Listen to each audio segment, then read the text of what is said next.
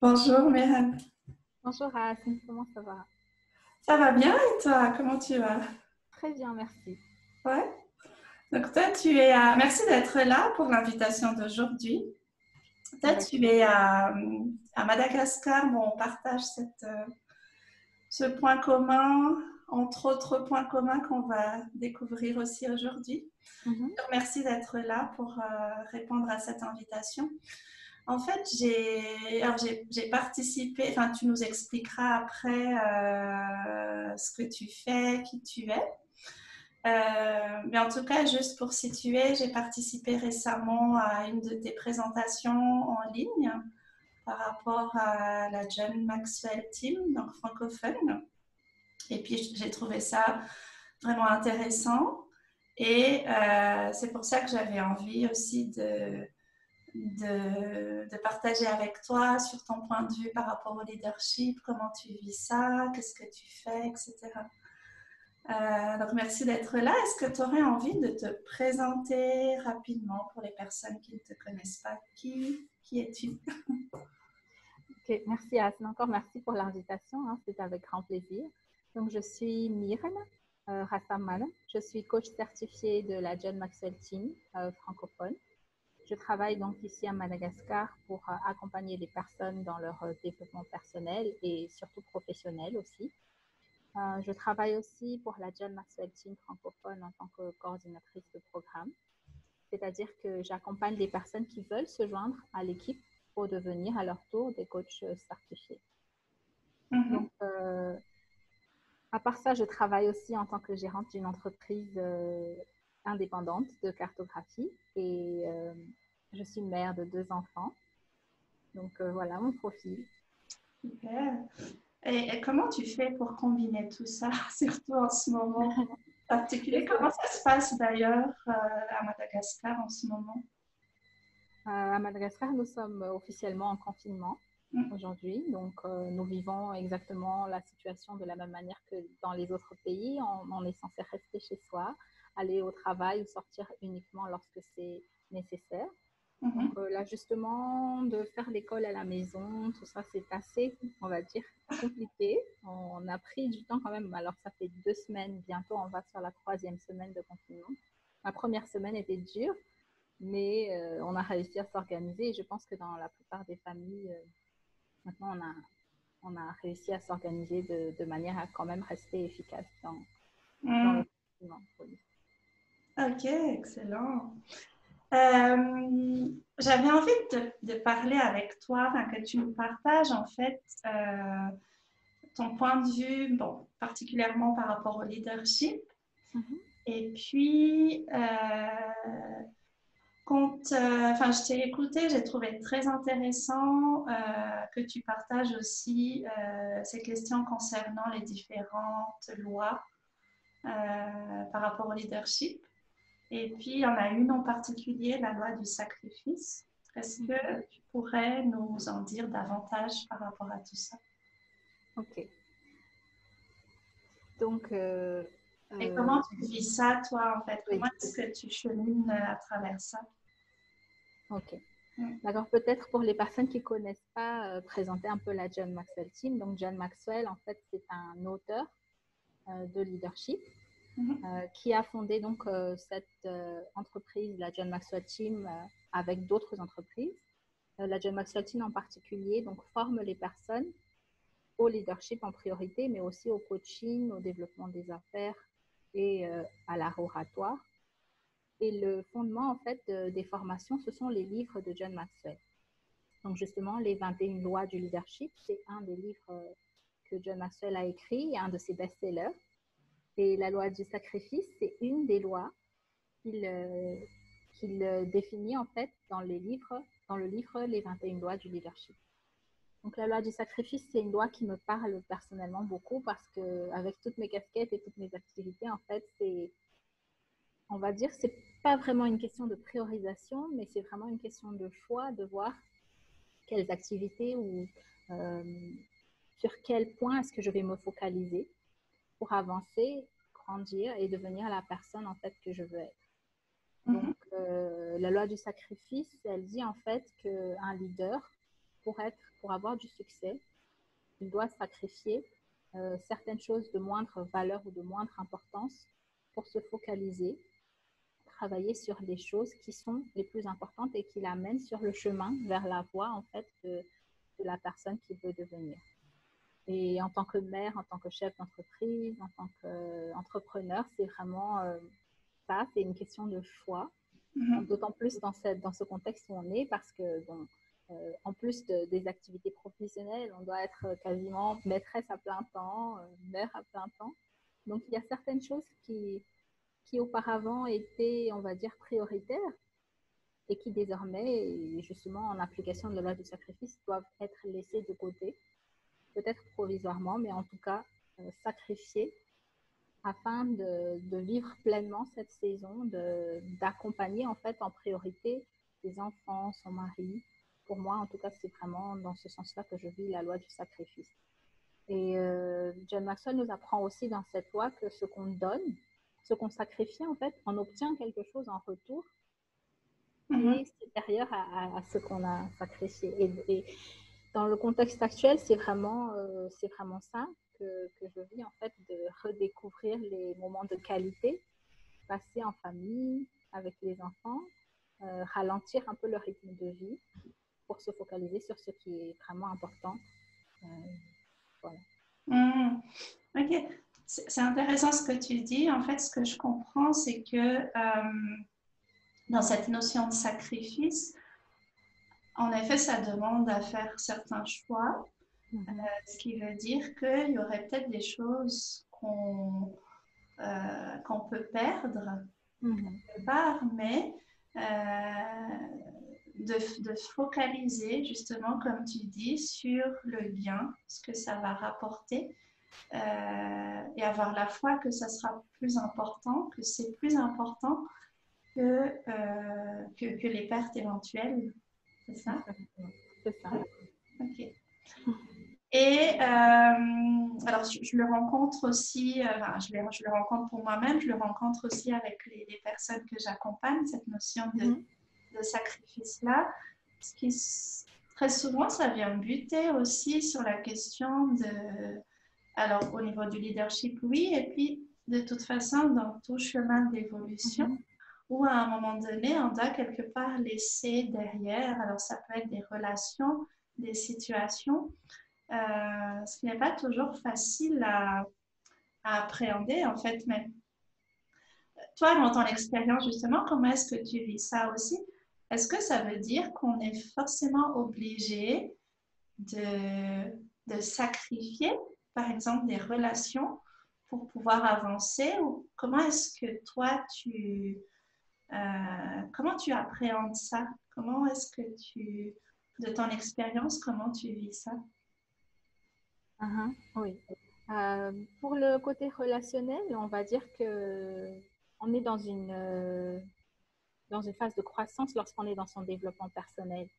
Et on raisonne en fait avec des personnes qui sont soit dans le même chemin, soit qui comprennent en fait ce chemin de développement personnel.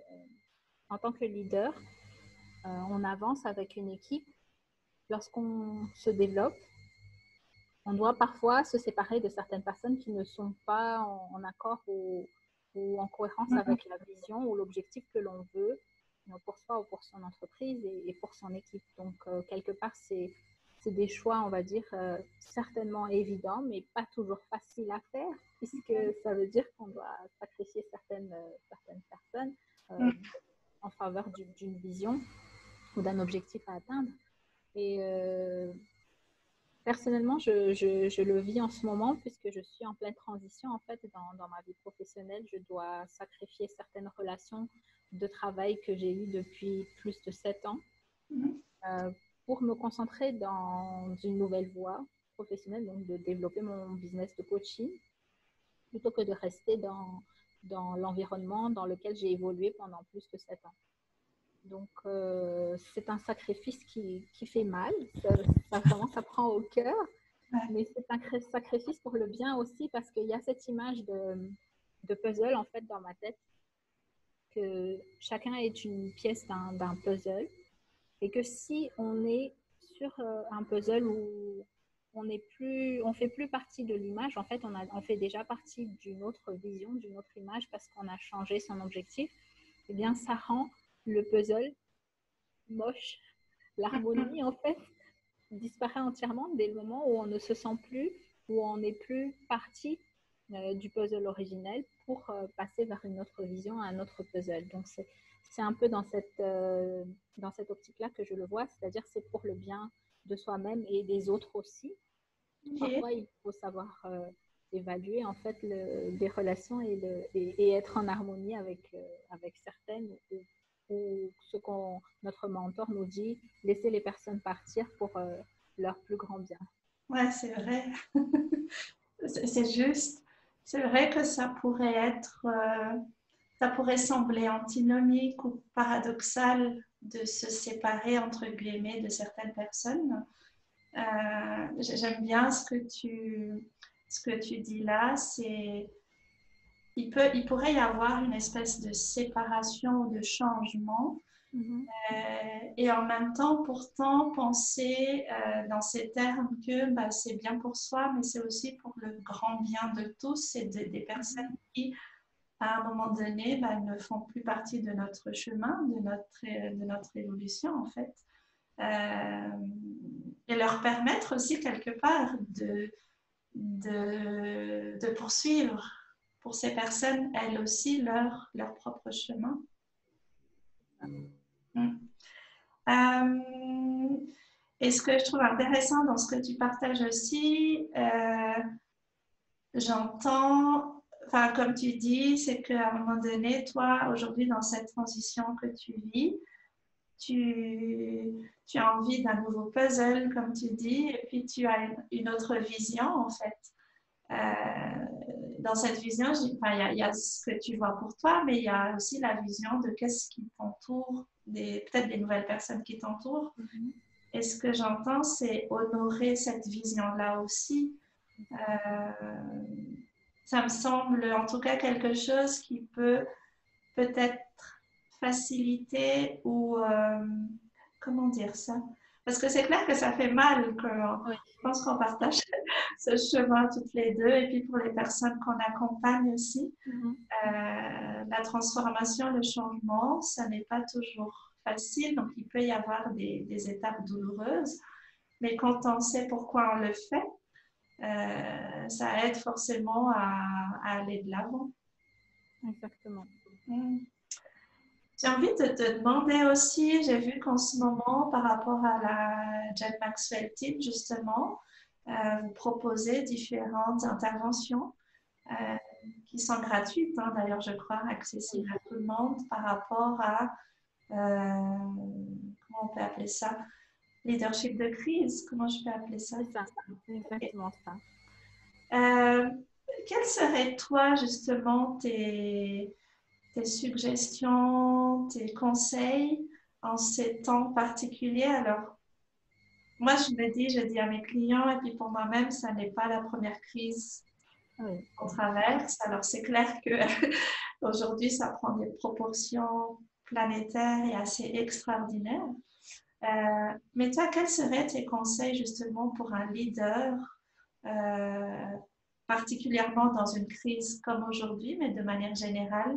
Comment se comporter face à une crise pour soi-même, par rapport à une équipe, par exemple, et par rapport à sa propre évolution? Oui. En tout cas, merci pour cette question parce qu'effectivement, nous proposons donc ces formations gratuites. Donc, c'est John Maxwell lui-même qui fait des vidéos gratuites pour des personnes pour agir en leader dans des temps de difficulté. Et moi, personnellement, j'ai le projet de faire donc des masterminds gratuits aussi pour des personnes, pour des leaders, donc des entrepreneurs, pour appliquer cette vision de John là. Et le premier conseil qui me vient à l'esprit, et celui que j'aimerais développer en fait par rapport à ce que John nous dit, c'est agir en leader en temps de crise signifie être flexible et adaptable, être réactif au contexte et surtout faire un pas après l'autre. Ça semble assez simple dit comme ça, mais en fait, ce qu'on a observé, ou en tout cas les personnes avec lesquelles je travaille, vivent un peu dans cette incertitude, dans cette paralysie par la peur, puisqu'on ne sait pas de quoi demain sera fait. Certainement, ce n'est pas la première crise, mais c'est la seule crise qui nous met dans un contexte où on est quasiment coupé en fait, des habitudes du quotidien. Et donc, l'adaptabilité et la flexibilité, ça signifie qu'il y a certaines choses en fait que l'on peut changer. Donc, il faut agir pas à pas pour changer ces choses et voir de l'opportunité dans l'adversité. Donc, comme tu dis, en fait, c'est porter l'attention à l'endroit où est-ce que je peux changer les choses. Exactement. Ouais. C'est ça. Donc, au lieu de se focaliser sur la peur de l'inconnu ou l'incertitude, se focaliser sur les choses sur lesquelles on a en fait un impact, on a une maîtrise. Et ça commence par soi, sa manière de réagir, ses émotions, parce que les émotions vont être communiquées très facilement à l'équipe. Donc, en tant que leader, on doit être on va dire, le thermostat. C'est-à-dire, c'est le leader qui va mettre en fait la température émotionnelle pour l'équipe. Donc, si le leader commence à paniquer, l'équipe va paniquer. Mais si justement le leader est adaptable, se met en fait dans cette position de maîtriser au moins une partie des variables autour de lui, eh bien, l'équipe va voir aussi, OK, il y a des choses que l'on peut faire. Ensuite, c'est expliquer cette vision aux personnes et les intégrer pas à pas dans l'évolution en fait vers des opportunités qui finalement n'existent pas en fait dans un contexte normal. Donc de nouvelles opportunités pour le business. Voilà. Ok. Donc, je retiens en tout cas dans ce que tu dis l'importance d'une bonne intelligence émotionnelle. Exactement. Quelque part, c'est ça. Et puis garder la foi, parce que c'est vrai qu'aujourd'hui, personne ne peut, on ne peut contrôler, on ne peut prédire ce qui va se passer. On est tous dans le bateau. Oui. Donc, on a besoin de ces personnes-là qui peuvent rester, comment on peut dire ça? Rester dans, donner l'exemple aussi dans une certaine solidité et dans une certaine confiance pour eux-mêmes et pour les autres. Exactement. Ok, super. Et puis, donc toi, tu disais aujourd'hui, donc tu coordonnes les activités de la John Maxwell Team francophone et tu accompagnes des personnes aussi en coaching. Oui. Est-ce que tu as une expertise particulière sur le coaching? Quels sont les clients avec lesquels tu travailles? En priorité, je travaille avec des personnes, des employés d'entreprise, des personnes en fait qui veulent voir leur chemin professionnel s'améliorer, donc qui recherchent en fait des compétences clés en termes de leadership, ou bien des personnes qui veulent se renforcer en fait leur confiance ou leur maîtrise de leur image de soi. Donc, c'est le genre de client que j'ai aujourd'hui. À terme, l'objectif, en fait, c'est de travailler vraiment avec des entreprises pour créer des packages de team building et des formations à plus long terme. C'est-à-dire que la John Maxwell Team, en fait, propose ce qu'on appelle des masterminds, donc des formations cycliques, évolutives, puisque les livres de John, en fait, évoluent suivant le niveau de conscience en termes de leadership des personnes. Donc, l'idée, c'est de faire cet accompagnement dans le long terme, de manière à ce que les personnes soient en confiance et aussi accompagner leur cheminement pour qu'elles atteignent leurs objectifs professionnels. Ok, super. Tu as eu l'occasion de rencontrer John Maxwell en personne ou... Oui, c'était très émouvant. C'était lors de la certification. Donc, nous avons une cérémonie de certification en direct à Orlando, aux États-Unis. Les personnes qui sont certifiées suivent donc cette cérémonie, enfin, c'est 3 jours de formation intensive. Et il y a une séquence de dédicaces où l'on peut vraiment approcher John et lui dire quelques mots. En tout cas, c'est très émouvant et oui, c'est très sympa. Ok. Et cette formation, du coup, c'est accessible en ligne ou comment ça se passe? Parce que toi, du coup, tu coordonnes à Madagascar des personnes qui se forment, si j'ai bien compris. Oui, en fait, je les accompagne lorsqu'elles viennent rejoindre l'équipe. Donc, je travaille non seulement sur Madagascar, mais aussi sur l'Afrique subsaharienne. Mhm. Et donc, la formation, c'est effectivement en ligne. Je suis de la faculté, mais j'aide les personnes à intégrer la plateforme en ligne, à se familiariser en fait avec le système de formation. Mhm. Voilà. Donc, comme je l'ai dit précédemment, il y a 4 lignes de spécialité dans les formations que la John Maxwell Team propose. Donc, il y a le leadership,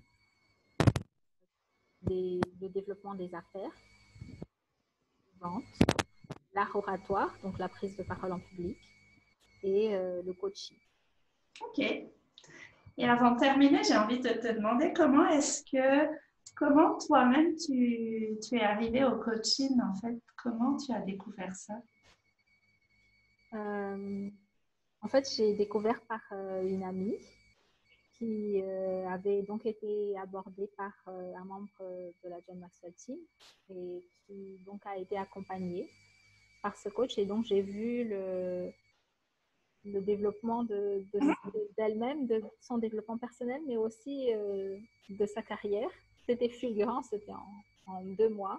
Et donc, vraiment, par rapport à cette, on va dire, cette success story, je voulais aussi, moi aussi, pouvoir en bénéficier et aussi en faire bénéficier d'autres personnes, surtout à Madagascar. En fait, la vision, pour moi, c'est de créer une fondation pour permettre aux personnes qui n'ont pas forcément les capacités financières d'être éduquées ou formées, que ce soit dans les langues ou dans, on va dire, des activités qu'elles choisissent de faire, de le faire de manière gratuite. Donc ça, c'est ma vision et c'est aussi la motivation pour laquelle j'ai rejoint la John Maxwell Team. Excellent. Super, merci Myriam en tout cas. Est-ce que est-ce que tu aurais un dernier message que tu as envie de partager avant qu'on termine? Oui, Par juste rapport à des personnes qui seraient peut-être intéressées par le coaching aussi, puis à mieux comprendre peut-être ce que c'est le coaching aussi, parce que je me rends compte qu'aujourd'hui, enfin, j'imagine que tu rencontres aussi ça. Aujourd'hui, il y a beaucoup de choses qu'on met avec ce mot de coaching. Alors, c'est clair qu'il y a différentes formes d'accompagnement. Mais du coup, je trouve intéressant de pouvoir clarifier aussi ce que c'est le coaching finalement et peut-être un message par rapport aux personnes qui seraient intéressées soit à se faire accompagner ou à cheminer vers ce métier-là et par rapport au leadership. Oui. Alors, c'est vrai que il y a tellement de personnes qui font en fait cet accompagnement qu'on ne sait plus tellement c'est quoi le coaching. Pour les personnes qui souhaitent en apprendre plus, en fait, on a essayé de définir ça, en tout cas à notre manière, dans la John Maxwell Team. Donc, les informations sont sur le site www.thejohnmaxwellteam.fr. Et nous avons des documents en fait qui expliquent aux personnes c'est quoi le coaching, quels sont les 6 principes du coaching suivant la méthodologie de la John Maxwell Team, quels sont les attributs ou les attitudes d'un bon leader. Tous ces matériels-là sont disponibles sur le site en version gratuite. Ok. Bah, je mettrai les liens avec la vidéo. Et puis toi-même, s'il y a des personnes qui auraient envie de te contacter, est-ce il y a des liens particuliers, un site ou... Oui, il y a ma page Facebook, Myriam Rassamana Empowerment and Leadership. Ouais. Et il y a aussi mon profil Facebook, donc Myriam Rassamana. Ok, voilà. Super. Merci à toi en tout cas. Merci Asile, merci à toi. Et puis, sûrement une prochaine fois. À bientôt. Oui, avec grand plaisir. À très bientôt.